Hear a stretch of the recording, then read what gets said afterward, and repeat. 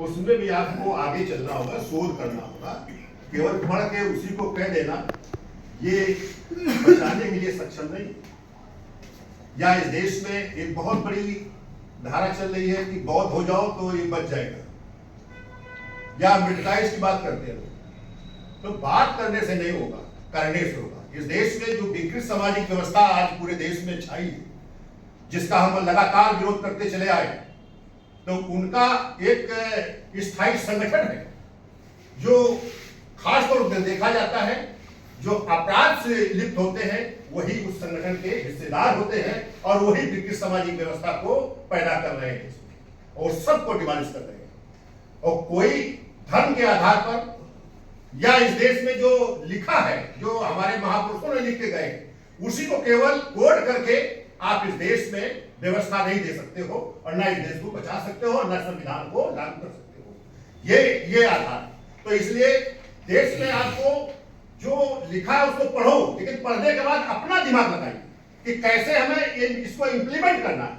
और अगर इंप्लीमेंट के लिए आप नहीं तैयार होते हो तो केवल कहते कहते रह जाओगे और फिर से आजादी के पहले वाला देश आ जाएगा जहां आपको न बैठने की इजाजत थी और ना आपको साथ चलने की इजाजत थी, ना उस देश की सत्ता में हिस्सेदारी की स्थिति थी।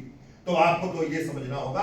तो आप विद्वान साथी हैं तो उस विद्वता को जरूर शामिल करिए, उस विद्वता को कैसे हम आगे बढ़ावें।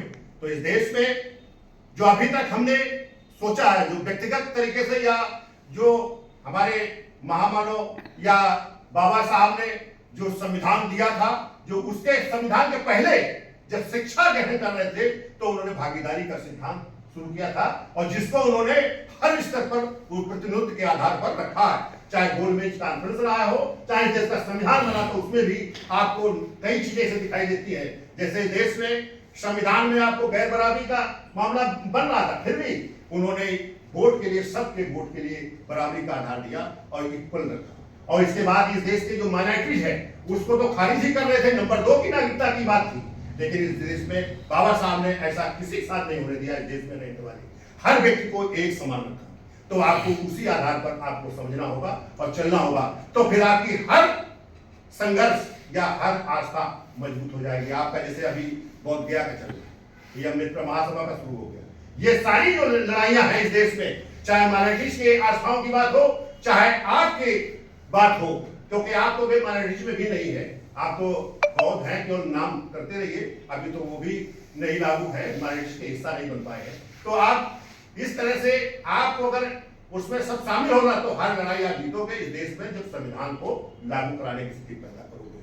तो साथियों, मेरा कहना है कि इस देश में जब तक प्रतिनिधित्व की बात नहीं आएगी, जब तक इस देश में हर स्तर पर हिस्सेदारी की बात नहीं आएगी, जब तक आप हिस्सेदारी की बात नहीं उठाओगे, तब तक इस देश में आरक्षण के बदौलत आप आगे नहीं बढ़ सकते हो। और क्योंकि आरक्षण तो मैं इस समय समझता हूं कि गुलामी का प्रतीक बन गया है। और क्योंकि आपको हर समाज आरक्षण के लिए कहती है, और बल्कि आपके साथ जो इस SC ST के आरक्षण में उसमें घुसने के लिए तैयार है, भागीदारी लेने के लिए, अपनी संख्या की लड़ाई नहीं लड़ रहे कि हमें दिया जाए, लेकिन इसमें आने की तैयार है। ठीक इसलिए आपको ये सारी लड़ाइयों को अगर संकलित करना है तो इस देश में भागीदारी सिद्धांत को आगे लेकर चलना होगा। अगर जिस दिन भागीदारी के सिद्धांत के साथ काम करोगे और समर्पण की भावना, सबसे बड़ी बात यह है कि उनमें समर्पण है, जो विकृत सामाजिक व्यवस्था को लेके चल रहे हैं। आप केवल बात करते हो, आप कोई उसमें अपने आप को समर्पित नहीं करते हैं। आप जो है कहीं अगर उस सहयोग की बात होती है तो उसमें भी पीछे रहते हैं और जगह सहयोग कराओगे, लेकिन अगर कोई काम की बात होती है तो उसमें आपका सहयोग भी नहीं होता है। और ये जरूर कहेंगे कि यार हम भी थोड़ा कमा ले, तो तमाम ऐसे लोग है कि जो नेटवर्किंग में लगे अच्छा है, लेकिन अपने समाज को कैसे जोड़ोगे, समाज के साथ नेटवर्किंग तैयार करो, आप अपनी नेटवर्किंग तैयार करो।